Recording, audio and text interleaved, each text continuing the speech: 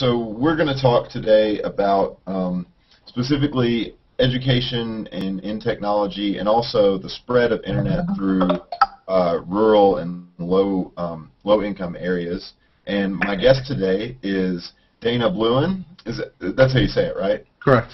Bluen? Okay. And so, first of all, just kind of as an introductory question, it looks like you've moved around a lot according to your Google Plus profile, and I'm assuming you don't lie there. Tell me about yourself and kind of what you do now. So yeah, I've lived a few different places. I grew up in Rhode Island. Grew up there, then I moved to Boston for a bit in the late 90s and early 2000s. Worked there. Worked for a .com there during the .com boom, and got my start in IT over there. And just moved around, lived in North Carolina, California. Then I ended up back in Rhode Island. I was working in telecommunications, and I'm a network engineer for a telecom company. Basically, design a lot of the network growth that we have, and I do a lot of work with the business side. And now I live currently in the Cleveland, Ohio area. So this is where I am, enjoying the nice snowy winter here in Cleveland. So, moving up, and I was looking at your resume, kind of moving up from being I'll say lowly, but I don't mean that in a negative way necessarily, but you've moved yourself up in the ranks in the cable industry from a field service guy to a full-out on network engineer, and looks like you've gotten some education in the process to kind of help facilitate that. So, what has that been like in making that move? Well, I ended up in the cable industry, like you said, as a field technician, basically going around installing cable boxes. Kind of at like a transitional point in my life. I was getting kind of frustrated. I had been working in IT for years and doing more help desk stuff and working really a lot of more contract-to-contract type of temp positions. I was just getting kind of frustrated, and I had a friend who was there who's like, oh, they just posted some jobs in field. If you're really looking for a change, why don't you check it out? So I did, and as opportunities became available within the industry, I just took advantage of it. But yeah, moving up, and I spent about a year doing field stuff, and then I ended up making the move over to the network operations side, and that is really where kind of growth took off, and every time there was an opportunity, I took advantage of it. Mm-hmm. And it's something I found interesting, and so I just stuck with it. So tell me, I'm kind of curious about being a field service guy in cable, because I know in my experience with cable, and I have a different company than you work for, so I can bash them. The only guy I ever meet is that poor guy who has to come out to my house and fix the things that they tell me are not wrong over and over on the phone.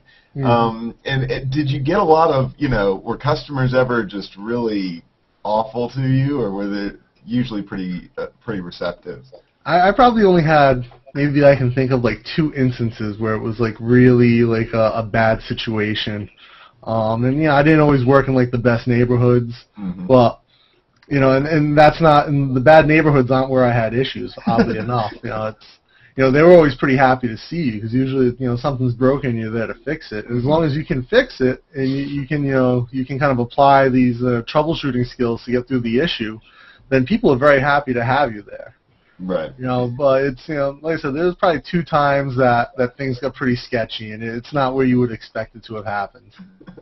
I can imagine. So we're going to kind of talk about this latest program that the FCC is.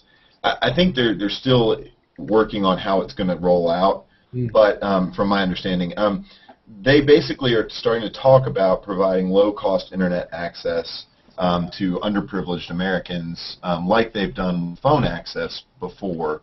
I guess they probably did that in the 80s or 90s. I don't remember. But what do you think about the way that program is structured now, and what they could do to make it better?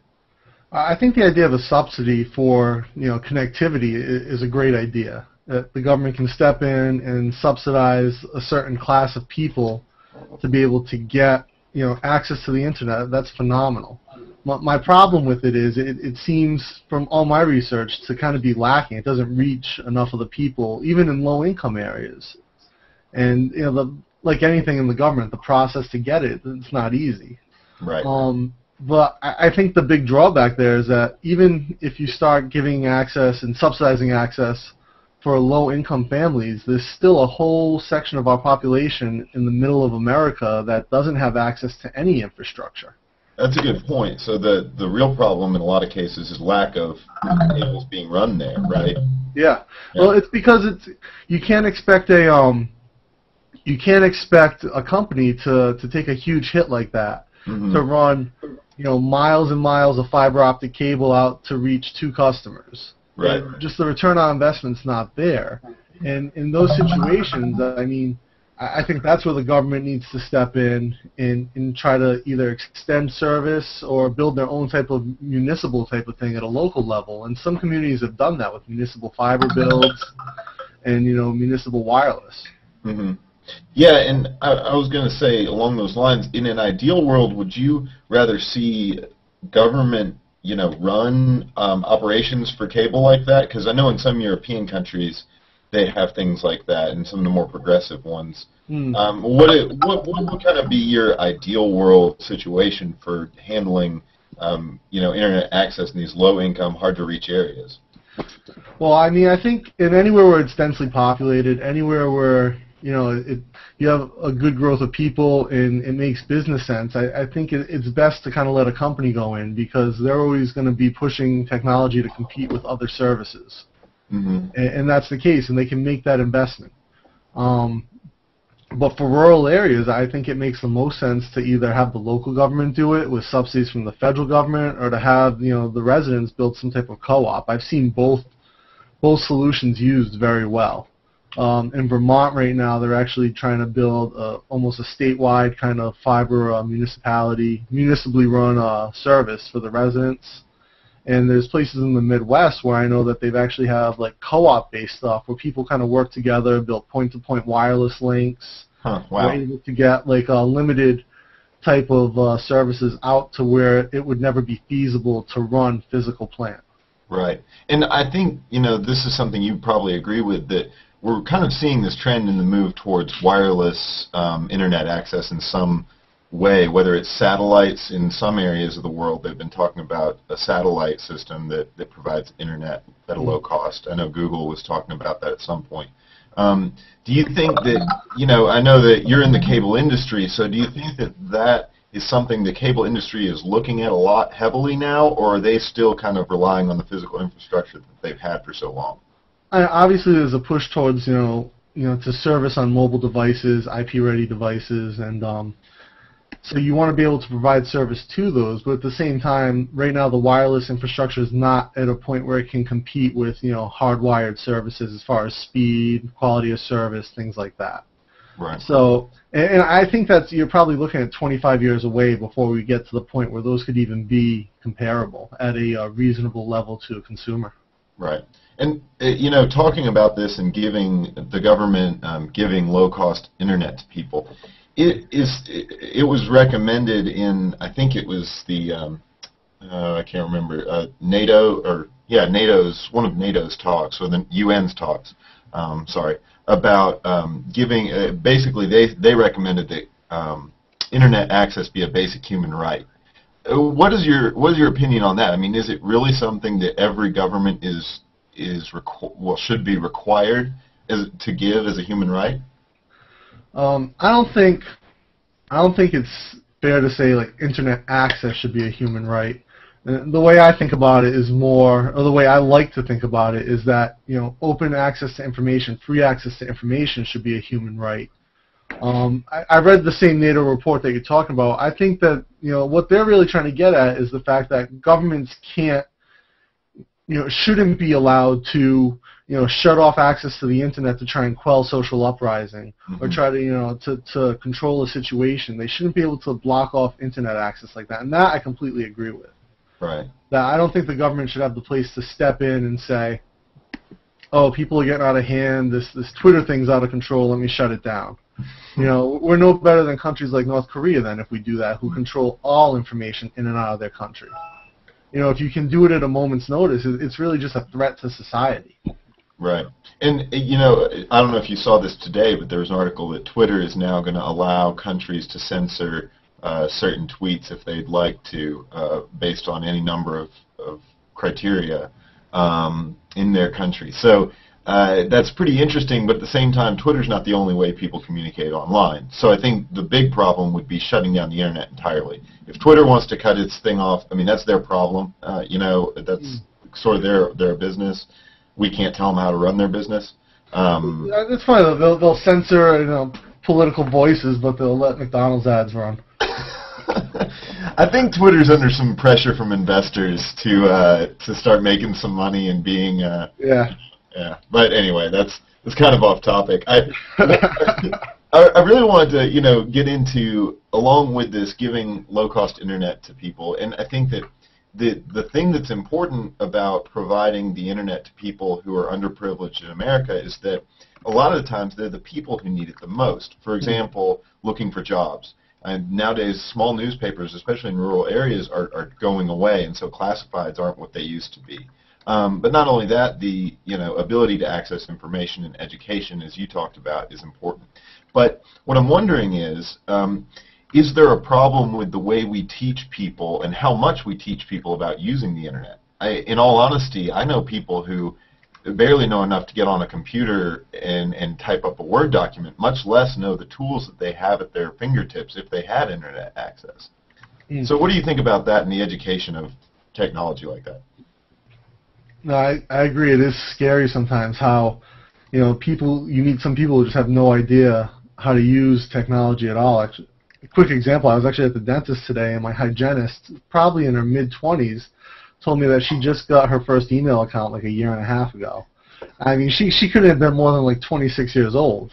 Mm-hmm. And I was thinking I had an email account in high school in '95, and I thought I was late to the game. But yeah, no, I agree that for a lot of things, basic computer literacy and literacy of information should really be a fundamental of education. And I try to, even though my son's young, I try to really kind of work on that with him all the time. Is how to use his iPad, how to use the computer, and just to play around with it, even just to get used to it, so he's always familiar with it. Mm-hmm. But I think a big part of that is, you're right, the people who are the poorest are really the ones who need it the most. And sometimes, I was thinking about this the other day. So I live in a nicer community, and I have a library here that has great access to the internet. Probably like 30 computers. Mm-hmm. Well, I can remember when I lived in Providence, Rhode Island, and it was a slightly more challenged financially area that I lived in. The local library there had only 3. Mm-hmm. And only one of them had internet access, and it was crazy. Yeah. And I think you see that in probably a lot of more rundown communities, more financially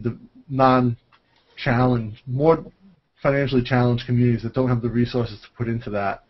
And so I think that's really something that, even if you can't get internet access to every person, to be able to fund access to public areas and public places, so people have a place to go to use it at least, would be a great first step. Right. And and beyond just teaching people, this kind of transitions from, I guess this is our transition point from internet access for everyone to the educational system and how it deals with teaching technical education or science education, math education. So beyond just teaching people how to use computers to the extent that they can Google effectively and use monster.com or whatever else they need to use to get a job and learn technology, what do you think about the state of technical education in the U.S.? I think it varies far too much from location to location. I mean, I've known people who came out of high school with CCNP certifications and Microsoft certifications, and were very well versed in technology. And I've met younger people, like I said today, who was 26, who just got her first email account. And that staggers my mind that you can have 2 completely separate realms of individuals that came through education in the same country. I mean, it just varies far too greatly. Yeah, no, I definitely could see that. And you and I and a lot of the people that are generally in this group probably are people who have seen the need for a certain amount of technical training. I mean, we've learned to use Google+, so we're probably, I'm going to guess, pretty connected and into how the internet works and how technology works. But we have a real problem with a mismatched skill set in this country, and maybe even just a lack of skill in general. There was an article that came out when I was working at Siemens Healthcare that said that they would love to hire more U.S. workers, but they literally couldn't find people with the skills, the technical skills that they needed. So they're outsourcing or pulling people from China or India. You know, what can we do to fix this? Like, what can the government do, or should the government do anything to help train more technically minded people? Simple. Train them when they are kids. I mean, it's kind of like language. I mean, if you teach them a language at an early age, i.e. a second or a third language, they'll grasp maybe a fourth or fifth by the time they're 20. Right. Matt, I completely agree with you, and I imagine that Dana probably will too. Just to let you guys know, for all of you who've come in, so what I generally do in these Hangouts is I pick one featured guest each week, and I'm just going to ask him a few more questions, and then we're going to do an audience thing. So, no offense, Matt, I would love to hear your opinion, but wait about 5 minutes for me. Yeah, I'm all for, with our jobs issue right now, I mean, I'm all for, the government getting involved and really trying to, put money in education. I'd much rather see us spend trillions of dollars on developing our, community colleges and junior colleges and all of our, public universities than spend trillions of dollars on war in any country. Or funding, wars between Israel and Palestine or anywhere. That's my personal opinion. Mm-hmm. I think our president currently is on the right track with trying to get skill development programs in community colleges and get them to kind of meet what the community needs, what that local area needs. I actually heard a commercial earlier this week for a technical school here in Ohio. They're building like 3 casinos here in Ohio, which is a different thing altogether. But right in Cleveland, they're building like one downtown. And our local community college, which people call Tri-C, Cuyahoga Community College, is they're holding these classes. And I guess the company that is building the casino is kind of funding them along with some government subsidies that the school's using to build these training programs that are guaranteeing people jobs. And they're doing everything from IT to security to table games at a different number of schools. So the community college is doing IT and like law enforcement for their security personnel. And then they have some for-profit school that they've contracted to train people to do table games like roulette or poker or whatever. Well, I think it's good that they're putting it into the community and getting money into education and training. Despite the fact that I think it's probably a poor place to put jobs. But this part of the country has its own kind of job void anyway. Yeah. Where industry went away. Mm-hmm. But yeah, I think to develop programs at the community college level that can help people get on to employment and maybe into a 4-year university somewhere to retrain with different skills is a great way to go.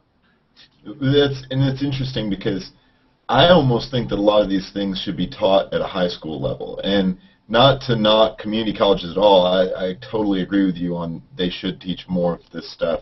Mm-hmm. But in the city of Memphis, which is a really impoverished area where I grew up, the public schools had a campaign running where they said they wanted to prepare every student for college. Now let's get real here for a minute. I don't want to say that these kids are not smart enough or not, couldn't, besides the fact they probably couldn't pay for school. What I want to say is, why are we telling every student that you're not ready to get a job after high school? They should be, right? I mean, it's just my opinion. But I'm, curious, what kind of things at the high school level would be good to add to our education curriculum? Well, I think if you're starting at the high school level, at that point of primary education, if you're starting at high school, you're starting too late. Mm-hmm. If there's a big problem in our country, I think, with math skills, science skills. I have a number of cousins who are younger than me who are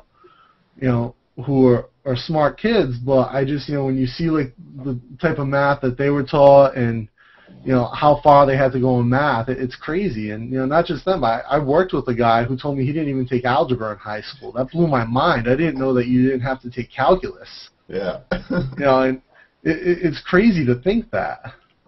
Well, is some of the problem, in your opinion, that we don't value teachers enough? And when I say that, I mean that we don't compensate them on a level that's even close to what a well-educated, like, engineer or computer science major would get in industry.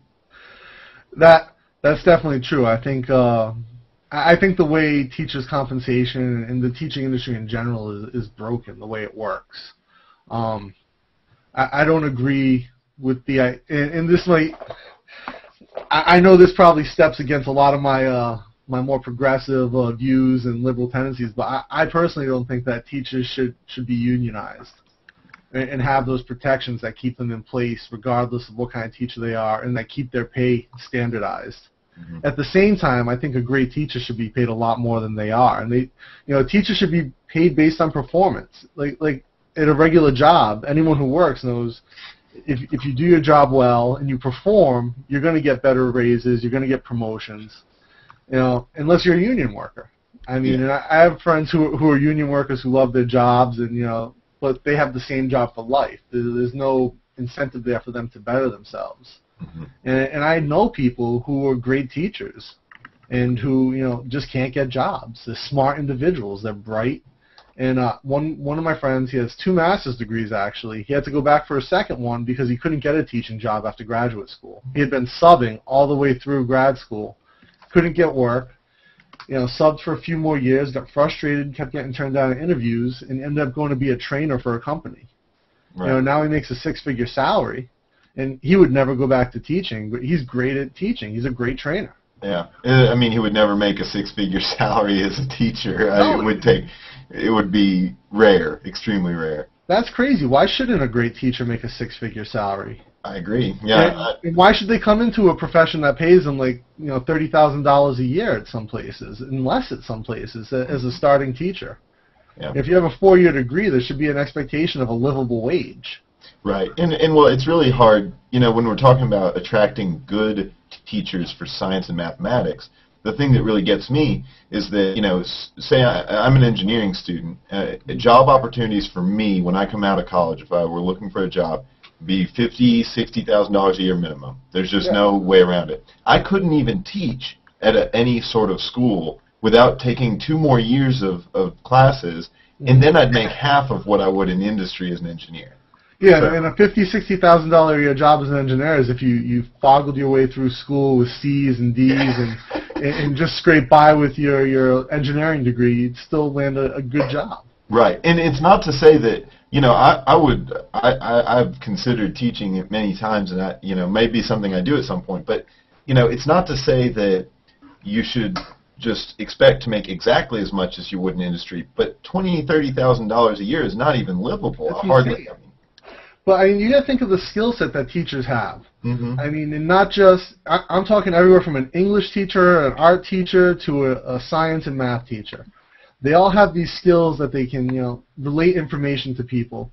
They all have skills, to use technology because, they have to be able to get online, do research. I try to, interact with my son a lot as far as, and everything we do tries to be a learning experience. I mean, from him being a little kid, his first toy was an abacus that I bought him. And even just to use it for counting.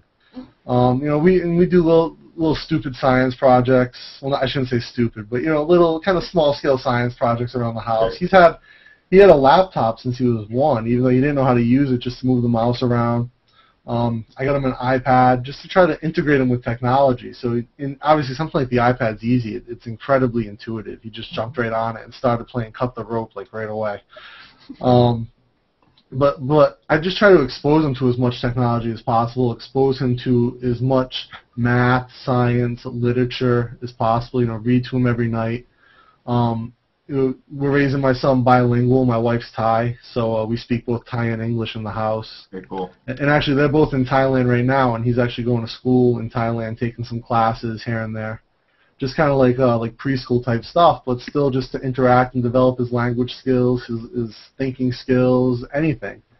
I just think it's important as a parent to be involved in education. I mean, the teachers do, what they do at school, and that's great. But if I don't do my part as a parent at home, my wife doesn't do her part as a parent at home, then we're failing them. We're not picking up the other piece of the puzzle. Mm-hmm. Agreed. Yeah, well, that's all I have for you as far as questions go. So, and I apologize for cutting you off earlier, Matt. I do want to hear your opinion. So, anybody else, now is the time to either ask questions or put in your own input for the next 30 minutes. So whoever's got anything to say, go for it. Well, I was going to mention something about, you talked about the education system. Oh, can you hear me? Am I lag? Yeah, you're good. Okay, so you were talking about the education system earlier, and that's something. I live in Idaho, and we had them tackle this exact thing of teachers not being paid enough, and the whole union thing of which in a way limits the amount that a teacher can get paid, because everybody gets paid the same no matter what, regardless of performance. And so they went through and said, okay, there's going to be no more.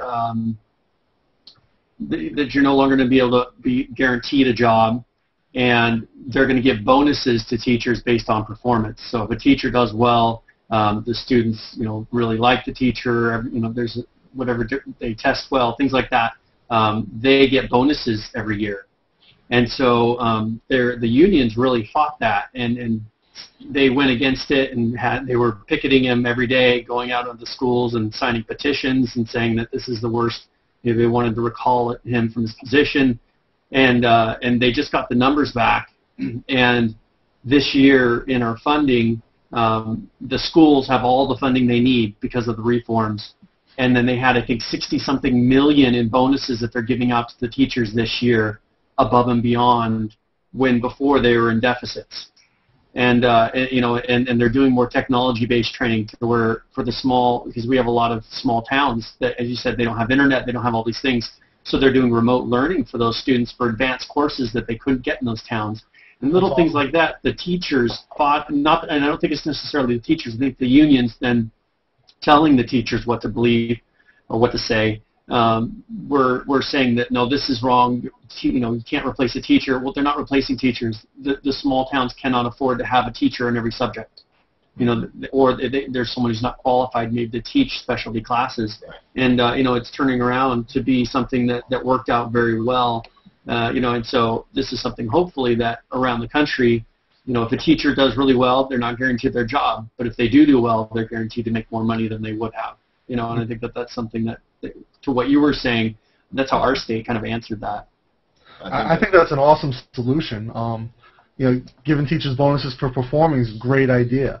And it's something that they deserve, and they should get paid a good amount. And I think the remote learning for school systems that might not have the resources to have a teacher for every subject, but now you have students who aren't suffering because of that, because of technology. They're able to get access and get remote learning from a teacher in a more advanced subject. That's great. Yeah.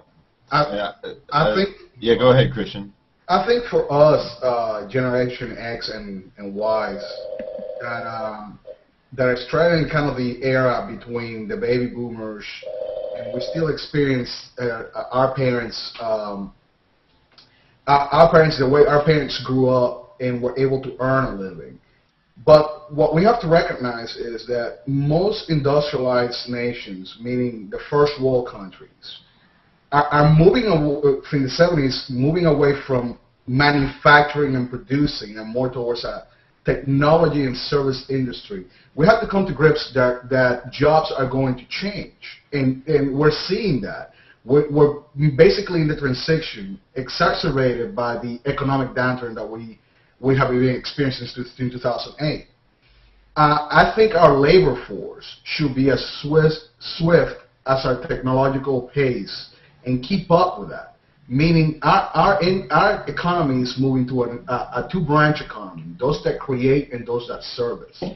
And as we move away from building, that's where our economic reality lies.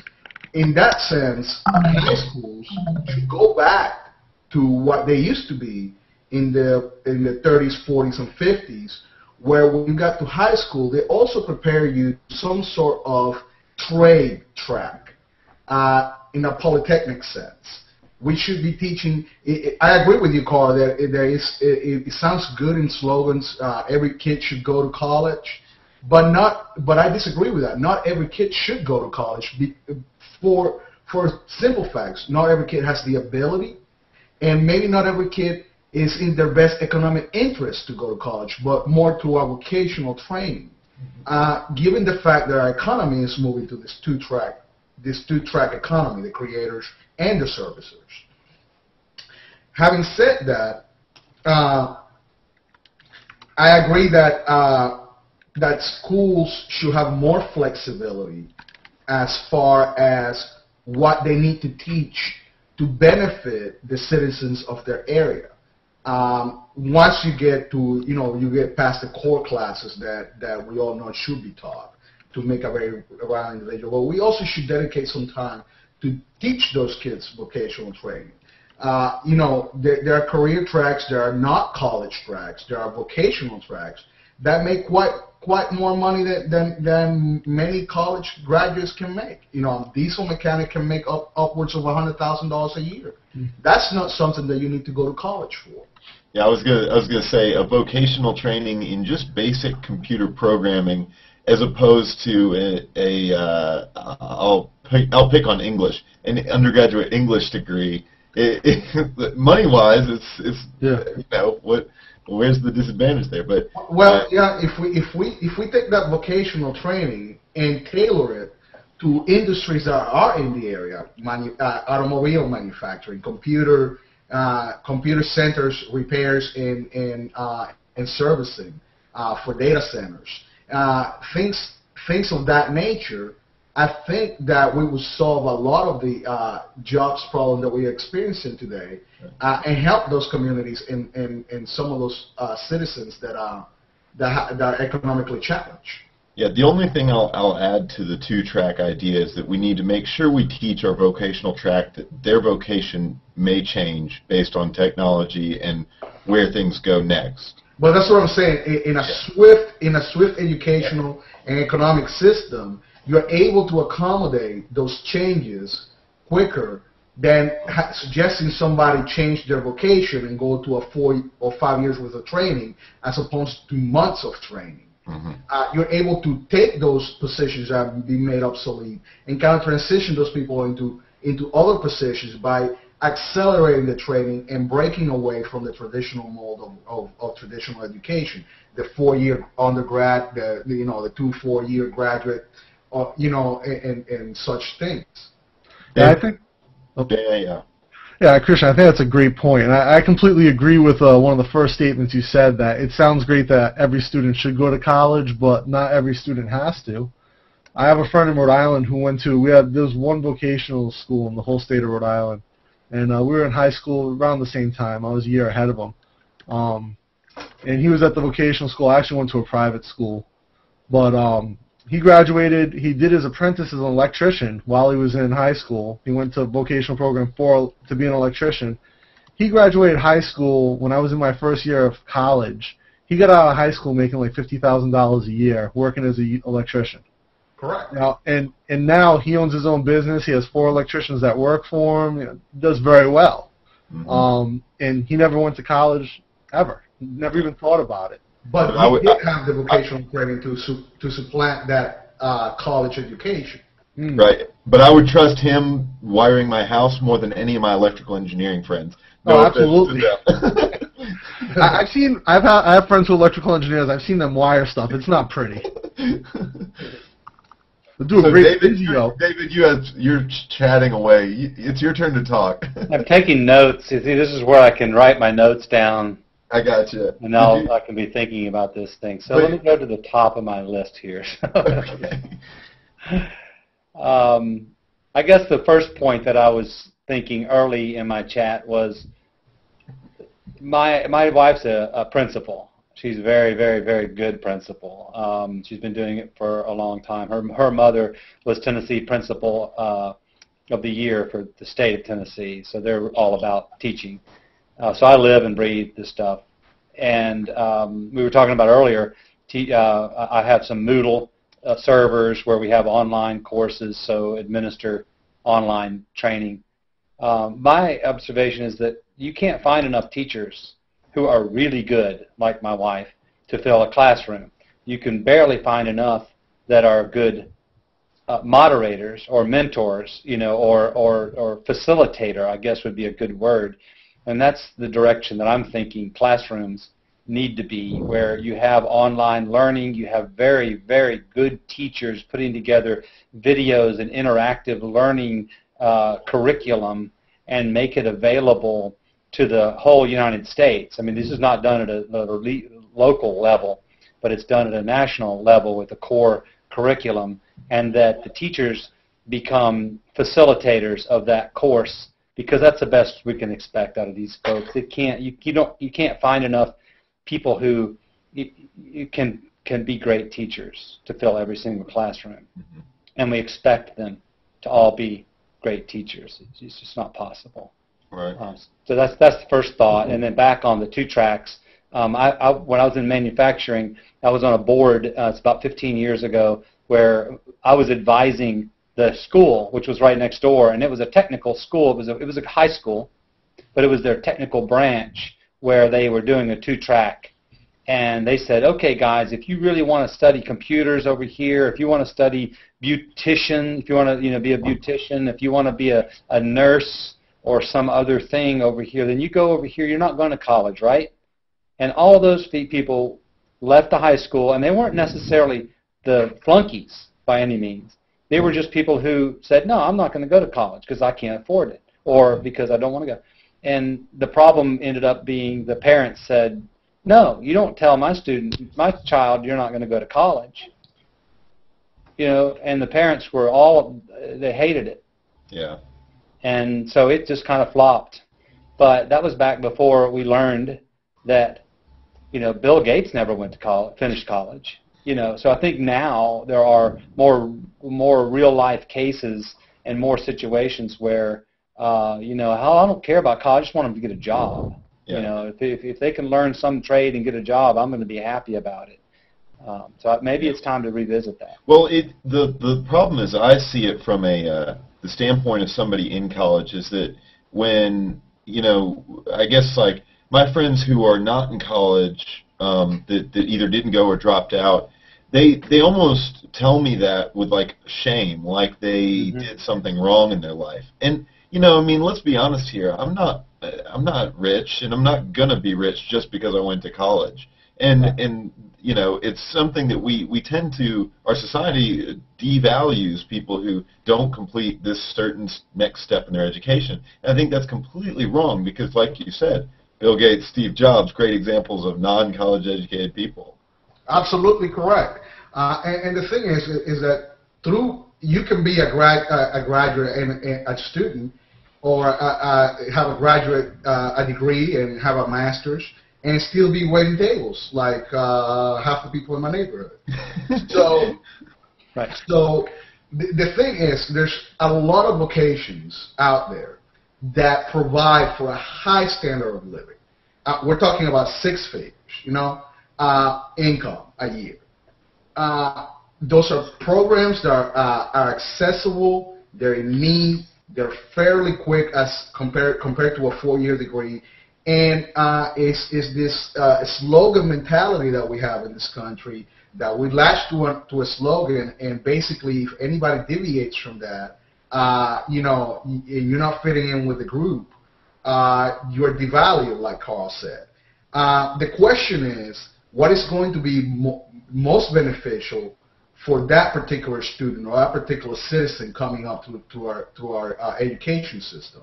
Is the most beneficial thing for that student going to be going to a 4-year traditional degree, or is it going to be having a vocation to fulfill the economic need in their area? Not so much today, but most people die. They are born, live, and die within 10 square miles of where they're born. So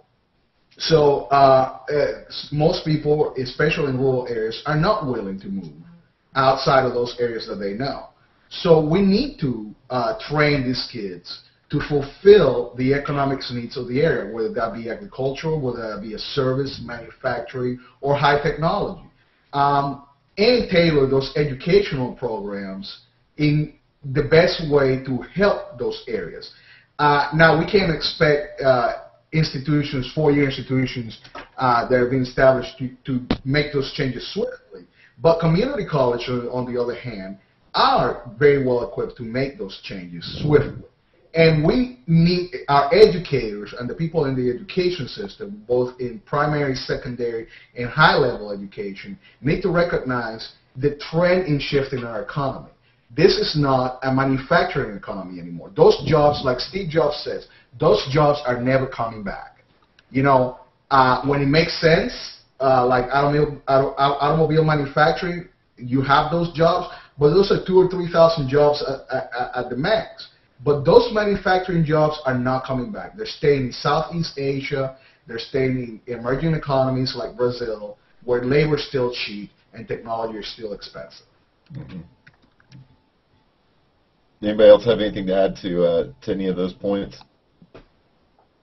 Well, how if no country's going to have an an industrial economy, right? How is it going to sustain for the next, 100 years? I'm not suggesting that no country is going to have an industrial, manufacturing economy. I'm merely suggesting that we're in a global economy. So, for example, Apple is an American company, and no products that Apple sells in the U.S. or around the world are manufactured in the U.S. They're all manufactured in the southeast region of the world. From your accent, I assume that you are in the UK. ARM is a British company. ARM hasn't produced the first chip yet. They just licensed the technology. So what I'm saying is, technologically advanced countries are still going to create products, inventions. They're going to create the technology, but they're not necessarily going to be manufactured in those countries, because the cost that we're willing to pay as consumers, we're not willing to pay the cost that it would for a product that it would cost to be produced in countries with high labor wages. Yeah, that's I mean, no matter what happens in Southeast Asia, because I think they're going through a bit of an industrial revolution and a bit of I think their economies are going to get stronger. It's going to keep moving to whatever part of the world is cheap. I mean, this is how it works. It's like, yeah, it's how manufacturing, when it was just a U.S., process, we built everything here. We moved it to parts of the U.S. where it made the most sense. I mean, it's going to happen worldwide. And the same thing's happening right now in, like, I can speak specifically to Thailand. My wife's from there. We have property there. I have ties to that country. One of my brother-in-laws is a engineer, a college-educated engineer there, and he actually works for a Japanese company that manufactures chipsets. Mm-hmm. And he basically oversees their entire operation in Jantabri, where they're just pumping out chips all the time. And it's cheap. He makes a good living because of what he does there, but for the average worker, they make an okay living, by Thai standards, but it allows us to buy great gadgets at good prices. I mean, that's just what it is. Yeah. In Cambodia, which I've spent some time in, they do a lot of textile manufacturing, and they actually have a large lobby in Washington to try and ease restrictions on imports from Cambodia for textiles for that very reason. They're trying to hinge their entire economy on taking over textiles, whether it be slacks, T-shirts. They even want to do custom clothing over there. They have factories set up like overnight for that type of stuff, and it's cheap. And in Cambodia, they can pay people pennies. Correct. And we can buy a $5 T-shirt here with a Pac-Man on it. The average high-tech factory worker in an industrialized nation makes right around $30 an hour. The average high-tech factory worker in Southeast Asia makes about $12 a day. So it's just economics, Yeah, absolutely. It's a great point. It is. And, unfortunately, where I'm living currently in Cleveland, there's a lot of people who lost manufacturing jobs, not in the high-tech sector, but automotive and in Akron, particularly rubber. People who lost jobs in those sectors and need to be retrained. Though we have a large section of people in their probably 40s and 50s who still need to work but don't have skills to earn a living. Correct. Yeah, it's interesting because I've talked to some people who have been displaced, that their jobs completely eliminated, in the southeast and in other parts of the country, and I've seen them with two distinct attitudes. One group of them that I talked to, they say, yeah, I'm ready to get trained on something new. I've got to keep going, and they find a way to make it happen, whatever it is. But it does seem also that I've seen from a lot of people, they put a lot of blame on the government or outsourcing or big companies. They tend to push the blame onto anyone but themselves. How is there any way to come on, we're America. Yeah. Pull yourself up by your bootstraps, right? Yeah, get that American spirit, right? I mean, I think that once you spend a number of years doing a certain job or a certain position, an element of fear comes to it. For example, my mother is one of those people that has been were displaced 2 years ago after being with one company for 18, 19 years, and hasn't been able to find employment, but not really looking that hard either. So luckily they are in a position where my mother can go without working. But my mother fairly young still, 62. And still has some productive years behind her and plenty of experience, but very specialized experience. Experience that she can't take to just any other industry and apply it there. So I guess it's different for us that we're young to kind of that we see as the glass half full. We're always looking for that next field to get into and have a lot of passion and a lot of enthusiasm. But for people that are older, it's a different mindset. The mindset, like I was saying before, the mindset of the baby boomer and their parents, where you worked a job for 30, 40 years and you worked hard and then you got to retire. And you were extremely loyal to one entity, one company, one enterprise. You identify yourself as a foreman or as a Chevy man, yeah. or as a Boeing guy, So I guess it's up to us to kind of bring them along and kind of show them that it's a different world. The world changed while they were taking a nap. Yeah, I can kind of relate to that the mentality though. If you do something for so long and you're kind of at the twilight of your career, it's a scary prospect to look at a new employment. So I'm a network engineer. 30 years from now, I'm 60, but I still want to work. And network engineering is no longer needed. Telecommunications is gone. It's all outsourced to another country and run remotely. I would be nervous at 60 years old. What job am I going to get that is going to take advantage of my 40 years of experience? It'd be a very scary prospect. At that point, what would I do? And what will hire you instead of the 20-year-old coming behind you? Exactly.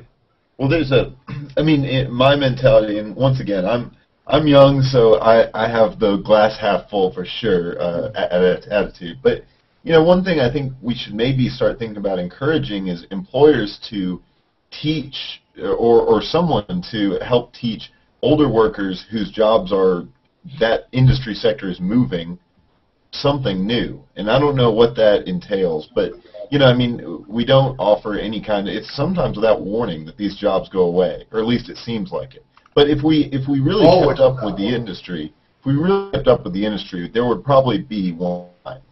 So I don't know. I don't remember the specifics of this example, but there was a company, I believe they were a micro fleece manufacturer, and somehow their patent was broken, and someone was able to take the manufacturing technology that they used. They ended up going out of business.